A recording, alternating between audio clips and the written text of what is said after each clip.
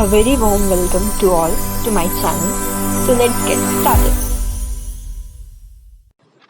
Hello guys, what's up. मैं हूं अर्चना सौरभ और आज मैं आपके लिए लेके आई हूं convention on biodiversity. Convention on biodiversity शुरू करने से पहले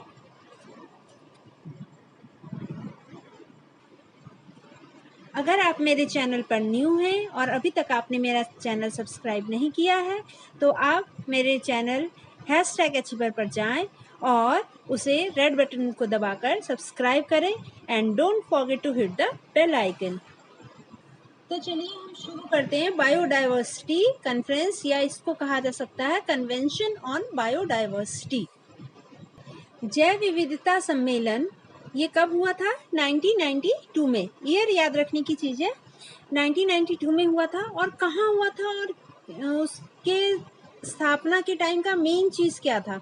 तो ये रियो डी जेनेरियो में हुआ था। और कब हुआ था? पृथ्वी शिखर सम्मेलन के दौरान हुआ था। कब हुआ था? पृथ्वी शिखर सम्मेलन के दौरान हुआ था। और कहाँ हुआ था? रियो डी जेनेरियो में। कब? 1992 में। वर्ल्ड वाइड फंड ने इसको 90s 80s पूरा जो 1980s था, पूरा दशक था, उसमें सीबीडी के विकास का समर्थन किया था। CBD means convention on biodiversity, तो उसके विकास का समर्थन किया था। और इसमें टोटल 193 देशों की सरकार ने हस्ताक्षर किए थे। जैव विविधता सम्मेलन यानी कि कन्वेंशन ऑन बायोडाइवर्सिटी क्या है? एक कानूनी रूप से बाध्यकारी है। इस वर्ड पर आप ध्यान रखेंगे, बाध्यकारी है, ये मैंडेटरी है, कोई ऑप्शनल नहीं है। अंतर्राष्ट्रीय संधि है, लेकिन कैसी अंतर्राष्ट्रीय संधि? जो कानूनी रूप से बाध्यकारी हो। इसके 3 मुख्य लक्ष्य माने गए। इस कन्वेंशन के 3 मुख्य लक्ष्य माने गए। पहला था जैव विविधता का संरक्षण, दूसरा था इसके घटकों का सतत उपयोग, जितने भी फैक्टर्स हैं उसका कंटिन्यूअसली उपयोग हम करते रहेंगे, और तीसरा था आनुवांशिक संसाधनों से उत्पन्न होने वाले लाभ का न्याय संगत यानी कि उचित बंटवारा हम करें। वर्ष 2010 को यानी 2010 को जैव विविधता का अंतर्राष्ट्रीय वर्ष माना जाता है। ये कई बार एग्जाम में पूछा गया है, यूजीसी एनटीए नेट में ये पूछा गया है कि जैव विविधता का अंतर्राष्ट्रीय वर्ष किस वर्ष को घोषित किया गया है, तो वो आप ध्यान रखेंगे 2010 को रखा गया है। यह संधि कब से लागू हुई थी? संधि लागू हुई है 1994 में, लेकिन भारत में इससे संबंधित जो जैव विविधता अधिनियम है वो 2002 पारित किया गया था। 2000 मतलब इंडिया में आते आते 8 साल के बाद इस पर वर्क किया गया। अब हम पढ़ेंगे कार्टेगेना प्रोटोकॉल 2001। कार्टेगेना प्रोटोकॉल का मुख्य उद्देश्य था जैव सुनिश्चित करना। जैवों की सुरक्षा, आप जितने भी प्रोटोकॉल हैं उसके प्रोटोकॉल के जो मेन थीम है उनको ध्यान रखेंगे, तो इसमें जैव सुरक्षा को माना गया था। इसके थीम को इसे वर्ष 2000 में पेरिस में आयोजित जैव विविधता सम्मेलन में अंगीकृत किया गया था। पेरिस में जो हुआ था, पेरिस एग्रीमेंट, उसके बारे में भी हम आगे जानेंगे। उसमें इसको अंगीकृत कर दिया गया था, समाहित कर दिया गया था। यह प्रोटोकॉल 2003 से लागू हुआ था।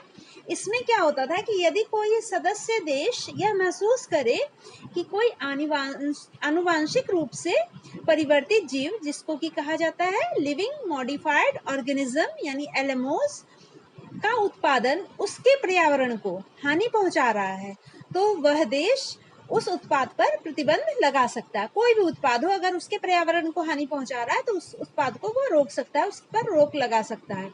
कोई भी ऐसा उत्पाद जिसमें LMO या उसके उत्पाद का उपयोग किया गया हो, उसके पैकेट पर उसका विवरण देना आवश्यक माना गया था इस प्रोटोकॉल के अंतर्गत।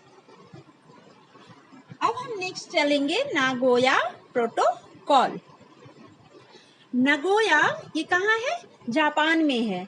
जापान के एक जगह का नाम है नागोया। वहाँ कब? 2010 में 10वें सम्मेलन में, ये जो मैं मार्क कर रही हूँ ये डेट आपको याद रखना होगा। कहाँ है? नागोया में। ये कहाँ है? जापान के अंदर। किस वर्ष? 2010 में। ये बहुत इंपॉर्टेंट ईयर था। इस तरह के सम्मेलनों के लिए। उसमें 10वां सम्मेलन जब हुआ था, उसमें जैविक विविधता सम्मेलन एक जो किया गया था नगोया में, उसको नगोया प्रोटोकॉल उसमें अपनाया गया था। यानी कि 2010 में 10वें सम्मेलन में, जैविक विविधता सम्मेलन में नगोया प्रोटोकॉल को अडॉप्ट किया गया था। इसका मूल संदेश क्या था? पहुंच और लाभ सेवाएं।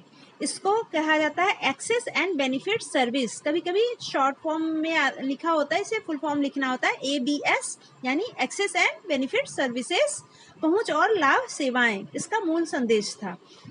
वर्ष 2011 से लेके 2020 तक के पूरे दशक को, डिकेड को, संयुक्त राष्ट्र जैव विविधता दशक के रूप में घोषित किया गया। ये भी एक इम्पॉर्टेंट टर्म है कि किस दशक को संयुक्त राष्ट्र जैव विविधता दशक के रूप में घोषित किया गया है। तो आप कहेंगे 2011 से लेके 2020 तक को में, या अगर कभी ये ईयर दे दिया जाए और आपसे ये पूछ लिया जाएगा कि इसे क्या घोषित किया गया, तब आप बताएंगे संयुक्त राष्ट्र जैव विविधता दशक, डिकेड के रूप में इसको घोषित किया गया है। इस प्रोटोकॉल के लागू होने के लिए जो भी CBD है, कन्वेंशन ऑन बायोडाइवर्सिटी, उसमें कितने होने चाहिए पक्षकार? 50, टोटल 50 पक्षकार का अनुसमर्थन आवश्यक था। जब तक 50 पूरे नहीं होंगे उसके पार्टीज, तब तक वो संभव नहीं हो सकता था। और इसमें एक कंट्री का नाम है उरुग्वे। ये 50th कंट्री है, 50वां देश है जिसने नगोया प्रोटोकॉल का समर्थन किया था।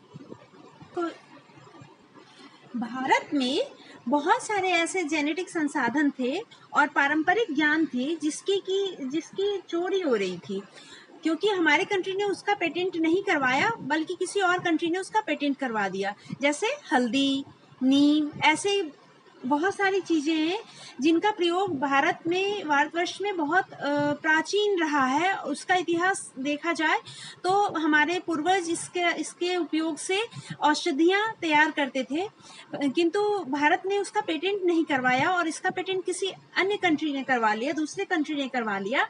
तो इस तरह से कहा जा सकता है कि जेनेटिक संसाधन की ये क्या हुई, चोरी हुई। तो नागोया प्रोटोकॉल इस तरह के समस्या से निपटने में मदद करती है, सहायता प्रदान करती है। जैव संसाधन की चोरी को रोकने के लिए घरेलू प्रयास के रूप में भारत में जैव विविधता अधिनियम 2002 लागू किया गया था। ये डेट याद रखोगे, 2002। जैव विविधता अधिनियम भारत में कब हुआ था? 2002 में। CBD के 10वां सम्मेलन हमने कहा बहुत इंपॉर्टेंट है। उसमें टोटल 10 लक्ष्य को स्वीकार, ये भी आया हुआ है कि कितने लक्ष्य को स्वीकार किया गया था और उसे क्या कहा जाता है। 10 लक्ष्य को स्वीकार किया गया था और उसे आईची लक्ष्य, आईची टारगेट्स कहा जाता है। नाउ हम देखेंगे एक महत्वपूर्ण क्योटो प्रोटोकॉल। इसमें बहुत सारे कंट्री आए हैं, तो उसे क्योटो प्रोटोकॉल कंट्रीज कहा जाता है। पृथ्वी सम्मेलन 1992, ये डेट याद रखेंगे, क्योटो से संदर्भित में ये डेट याद रखना है कि पृथ्वी सम्मेलन कब 1992 में United Nations framework convention on climate change, UNFCC, इसका फुल फॉर्म भी कई बार आता है, उसका गठन हुआ था। कब गठन हुआ था UNFCC का? 1992 में। किस दौरान? पृथ्वी सम्मेलन के दौरान। COP का भी फुल फॉर्म आता है, कॉन्फ्रेंस ऑफ पार्टी को COP कहा जाता है। ये बहुत सारे 1, 2, 3, 24 मतलब बहुत सारी काउंटिंग के साथ इसमें हर बार एक काउंटिंग बढ़ा दी जाती है जितनी भी इसकी कॉन्फ्रेंसेस होती हैं। तो उसकी जो तीसरी बैठक हुई थी, थर्ड बैठक हुई थी 1997 में, वो कहाँ हुई थी? क्योटो में हुई थी। क्योटो में हुई थी और इसका लक्ष्य क्या था? जलवायु परिवर्तन के उत्तरदायी जितने भी कारक हैं उन पर नियंत्रण कर विश्व के पर्यावरण को में गुणात्मक सुधार लाना है। कैसा सुधार लाना है?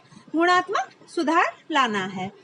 ग्रीन हाउस गैसों के विस्तार में यूरोपीय संघ और बाकी जितने भी बहुत सारे कंट्रीज थे जो मोस्टली उसमें डेवलप्ड कंट्री थे, वो उस पर कटौती करने के लिए इस प्रोटोकॉल के अंतर्गत सहमत हुए कि हम अपने ग्रीन हाउस गैस के विस्तार में कमी करेंगे, कटौती करेंगे। 11 दिसंबर 1997 को क्योटो समझौते पर हस्ताक्षर किया गया था। कब किया गया था? 1997 में।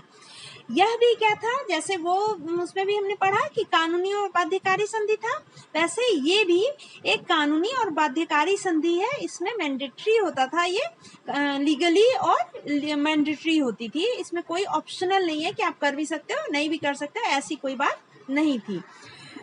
इसमें 6 ग्रीन हाउस गैस जो थे, इसका क्या लक्ष्य था कि जो हमारे पास 6 ग्रीन हाउस गैसेस हैं, कौन कौन से हैं, इनके भी नाम कई बार आते हैं। Carbon dioxide, methane, nitrous oxide, sulphur chloride, hydrochlorocarbon और क्लोरोफ्लोरोकार्बन। उनके उत्सर्जन में जो निकलता है, बहुत सारे उत्सर्जन हो रहे हैं, उसमें प्रभावी कमी लाना ही इस प्रोटोकॉल का लक्ष्य था। और इसका डेट बहुत इंपॉर्टेंट है, आप वो याद रखेंगे, फरवरी 2005 में क्योटो प्रोटोकॉल प्रभावी हो गया। इसमें जब बातें चली 1997 में इसमें समझौता हुआ, लेकिन अगर प्रभावी के रूप में कहा जाएगा कि कब से प्रभावी हुआ, तो वो 2005 के फरवरी में हुआ। अब हम पढ़ेंगे पेरिस एग्रीमेंट। हम जानते हैं कि 22 अप्रैल को क्या मनाया जाता है? वर्ल्ड अर्थ डे। यानी 1970 से ही विश्व पृथ्वी दिवस के रूप में 22 अप्रैल को हर एक साल प्रत्येक वर्ष मनाया जाता है। विश्व पृथ्वी दिवस मनाया जाता है। क्या कब मनाया जाता है? 22 अप्रैल को। ये याद रखेंगे, ये भी कई बार आता है कि कब ये मनाया जाता है। 22 अप्रैल को विश्व पृथ्वी दिवस मनाया जाता है। पर्यावरण सुरक्षा के प्रति लोगों को जागरूक करने के लिए ये मेनली किया जाता है कि जितने भी पेरिस समझौता ये जो आया था, ये था कि हमारे आसपास का जो एनवायरनमेंट है, पर्यावरण है, इकोसिस्टम है, उसके लिए, उसकी सुरक्षा के लिए लोगों को पहले तो जागरूक करना पड़ेगा। अगर लोग जागरूक होंगे तभी वो पॉसिबल है, सिर्फ कानून बनाने से नहीं होगा। इसी दिन, जिस दिन 22 अप्रैल को हमारा विश्व पृथ्वी दिवस मनाया जाता है, उसी दिन, लेकिन ईयर हमारा कौन सा है? 2016 में भारत सहित कितने कंट्री? 130 कंट्री ने कार्बन उत्सर्जन में कमी लाने के लिए जो एक समझौता किया, हस्ताक्षर किया समझौते के ऊपर, उसे कहा गया पेरिस जलवायु परिवर्तन समझौता। कब हुआ था? ये 22 अप्रैल को हुआ था, लेकिन ईयर कौन सा था? 2016। इसमें टोटल कितने कंट्री ने पार्टिसिपेट किया था? 130। और इसका मेन मोटो क्या था? कि कार्बन उत्सर्जन में कमी लाना, और इसका नाम हुआ पेरिस जलवायु परिवर्तन समझौता। 30 नवंबर से लेके 11 दिसंबर 2015 तक, 30 नवंबर 2015 से 11 दिसंबर 2015 तक फ्रांस की राजधानी पेरिस में जलवायु परिवर्तन सम्मेलन किया गया था। कब से कब किया गया था और कहाँ किया गया था, वो भी ध्यान रखना है।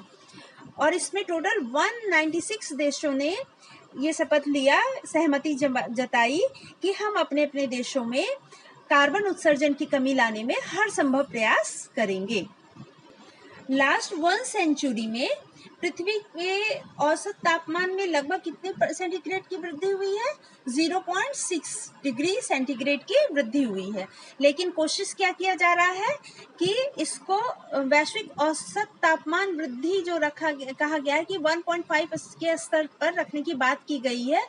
कहा गया है कि इससे ऊपर या नीचे नहीं होना चाहिए, इससे बढ़ के नहीं होना चाहिए, तापमान में वृद्धि इससे ऊपर भी नहीं होनी चाहिए। संयुक्त राष्ट्र जलवायु सम्मेलन को COP, कॉन्फ्रेंस ऑफ पार्टीज 24 के नाम से भी जाना जाता है। हमने पहले भी ये पढ़ा था कि COP को क्या कहा जाता है।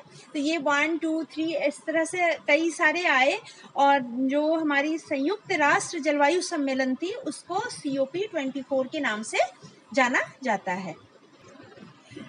अभी तक आपने कुछ प्रोटोकॉल्स देखे, इम्पॉर्टेंट प्रोटोकॉल्स। वैसे तो बहुत सारे हैं, बट मैंने कुछ मोस्ट इम्पॉर्टेंट प्रोटोकॉल्स को ही कवर किया है इस वीडियो में। सो नेक्स्ट वीडियो में हम कुछ और लेके आएंगे। Thanks for watching #Achiever। Stay tuned for more informative and educational videos. Till then, keep watching and keep practicing. Thank you.